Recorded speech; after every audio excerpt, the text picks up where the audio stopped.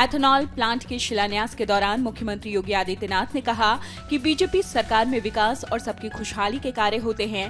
सपा सरकार में आतंकवादियों के मुकदमे वापस होते थे, किसानों का उत्पीड़न होता था।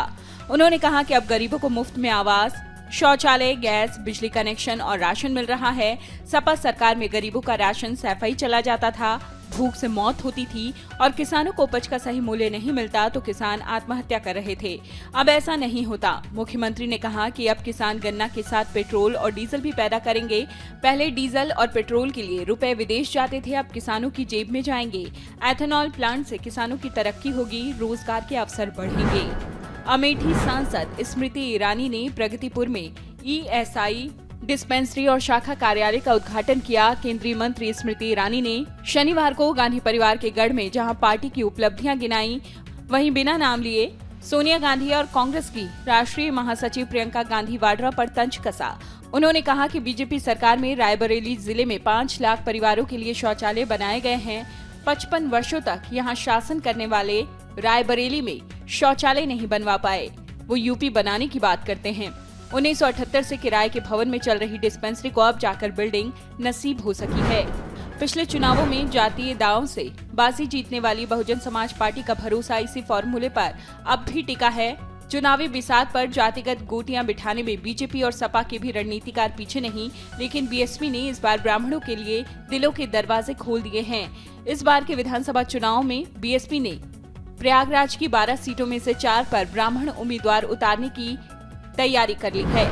बुंदेलखंड से पुराने रिश्तों को मजबूत करने और सियासी जमीन तैयार करने पहुंची कांग्रेस की राष्ट्रीय महासचिव प्रियंका गांधी वाड्रा महोबा पहुंची। प्रतिज्ञा रैली के मंच पर पहुंचते ही उनके वरिष्ठ नेताओं ने उनका स्वागत किया। उनके साथ उत्तर प्रदेश अध्यक्ष अजय कुमार लल्लू और छत्तीसगढ़ के मुख्यमंत्री भूपेश बघेल मौजूद थे।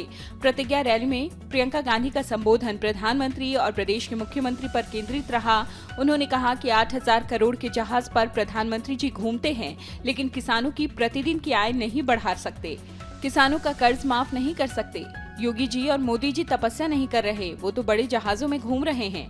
यहाँ पर देश का श्रमिक और नौजवान तपस्या कर रहा है। यूपी के हरदोई में समाजवादी पार्टी के सुप्रीमो अखिलेश यादव और ओपी राजभर, इन दोनों की सभा हुई। जनसभा में अखिलेश ने बीजेपी पर जमकर निशाना साधा। अखिलेश यादव ने कहा कि बीजेपी को सिर्फ जीप चलाना आता है। अंग्रेजों ने जलियांवाला बाग कांड में सामने से गोलियां चलाई थी, लेकिन बीजेपी ने तो पीछे से किसानों पर जीप चलवा दी। यूपी के बड़ौत में जनता वैदिक कॉलेज के मैदान में आयोजित दंगल में बीजेपी से केंद्रीय मंत्री अनुराग ठाकुर ने मुख्य अतिथि के रूप में शिरकत की। उनके साथ प्रदेश अध्यक्ष स्वतंत्र देव सिंह भी मौजूद थे। मंच से बोलते हुए खेल मंत्री अनुराग ठाकुर ने कहा कि यदि आप पदक विजेताओं को देखेंगे तो पाएंगे कि वो बहुत संपन्न घरों से नहीं हैं, लेकिन जिनके पेट में आग है वो कुछ करने और हासिल करने की भावना रखते हैं। ग्रामीण क्षेत्रों के वही लोग भारत के लिए पदक जीत रहे हैं। खेल मंत्री अनुराग ठाकुर ने कहा कि अखिलेश यादव इन सांसद खेल स्पर्धाओं पर सवाल उठाते हैं, लेकिन उनको सोचना चाहिए कि इनसे ही ग्रामीण प्रतिभाएं आगे बढ़कर देश के लिए मेडल जीतती हैं। और अमर उजाला का चुनावी रथ आगरा पहुंचा। यहां हमने लोगों से बातचीत की और सरकार के काम के लिए उनके मत और मुद्दे जाने चाहे। आगरा में लोगों ने योगी सरकार के काम की तो सराहना की, लेकिन कहा कि विकास की गति बेहद कम है। मेट्रो शहरों जैसी सुविधाओं का अभाव है। महिलाओं ने कहा सुरक्षा तो पहले से बेहतर हुई है, लेकिन अभी भी रात को घर से अकेले निकलने में डर लगता है। Video desk amarujala.com। डाउनलोड करें अमर उजाला ऐप और पाएं खबरें लगातार।